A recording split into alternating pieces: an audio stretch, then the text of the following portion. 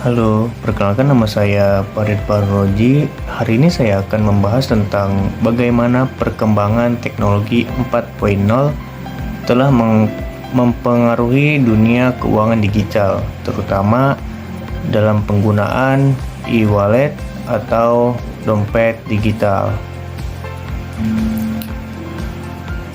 Selanjutnya, pengertian teknologi 4.0.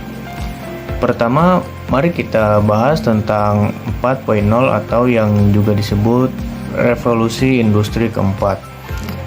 Era ini ditandai oleh otomatisasi dan digitalisasi, di mana berbagai teknologi seperti kecerdasan buatan, AI, Internet of Things, IoT, Big Data, dan Cloud Computing mulai memegang peran penting. Teknologi ini membawa perubahan besar berbagai industri, termasuk sektor keuangan. Salah satu adalah electronic wallet. Selanjutnya, apa sih e-wallet itu? E-wallet adalah aplikasi yang digunakan untuk menyimpan uang secara digital dan melakukan transaksi non-tunai. Contohnya GoPay, Oppo, dan Link aja. E-wallet adalah dompet digital elektronik yang memungkinkan kita untuk menyimpan uang secara digital dan melakukan transaksi tanpa uang tunai. Beberapa contoh e-wallet yang mungkin sudah sering kita gunakan adalah GoPay, Oppo, Dana, dan Link aja.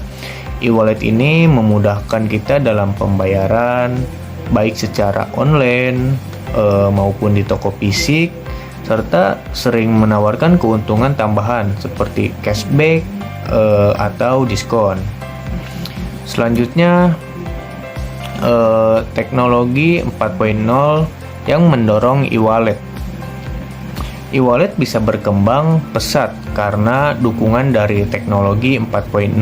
Contohnya AI, membantu menganalisis kebiasaan transaksi pengguna, memberikan rekomendasi yang personal. IoT memungkinkan integrasi antara berbagai perangkat, sehingga kita bisa melakukan transaksi hanya dengan scan QR, menggunakan smartphone. Lalu ada blockchain yang meningkatkan keamanan transaksi dengan sistem desentralisasi yang sulit diretas. Dan terakhir, big data yang digunakan untuk menganalisis jutaan transaksi secara real time. Selanjutnya, apa sih keuntungan e-wallet itu? Penggunaan e-wallet menawarkan banyak keuntungan. Pertama, kemudahan transaksi, di mana kita hanya butuh beberapa klik untuk membayar.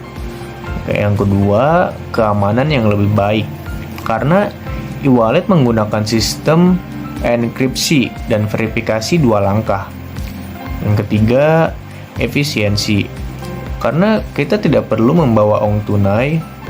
Dan keempat, ada keuntungan tambahan seperti cashback dan program loyalitas. Selanjutnya, tantangan dan resiko. Namun, di balik semua kelebihannya, e-wallet juga menghadapi beberapa tantangan. Salah satunya adalah keamanan data pengguna. Risiko peretasan dan kebocoran data menjadi perhatian utama. Lalu, ada ancaman serangan cyber seperti phishing atau malware. Selain itu, banyak pengguna yang belum teredukasi dengan baik soal keamanan digital.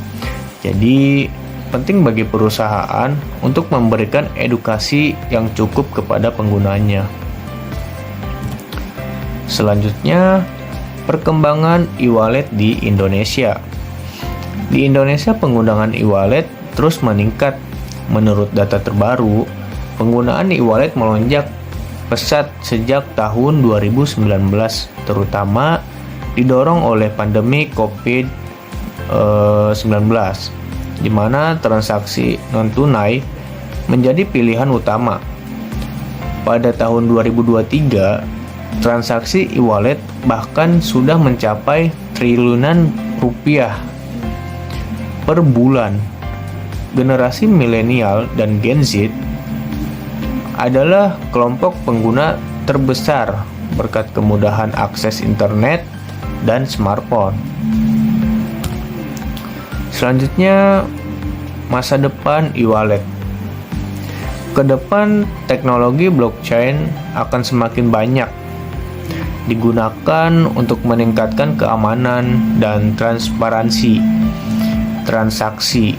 Selain itu, fitur AI akan semakin canggih, mampu memprediksi kebutuhan pengguna dan memberikan rekomendasi transaksi yang lebih personal. Kalau kolaborasi antara e-wallet dan platform lain seperti e-commerce dan fintech juga akan semakin erat, menciptakan ekosistem keuangan digital yang lebih kuat. Dan kita juga akan melihat kemungkinan e-wallet digunakan dalam transaksi lintas negara, memudahkan pembayaran internasional. Selanjutnya, penutup. Sebagai penutup, dapat disimpulkan bahwa e-wallet merupakan bagian penting dari era digital dan revolusi industri 4.0. Teknologi seperti AI, IoT, blockchain, dan big data mendukung pertumbuhan pesat. E-wallet, meskipun ada tantangan yang harus diatasi, terutama dalam hal keamanan, namun dengan perkembangan yang terus berlanjut, e-wallet berpotensi menjadi solusi utama dalam transaksi digital di masa depan.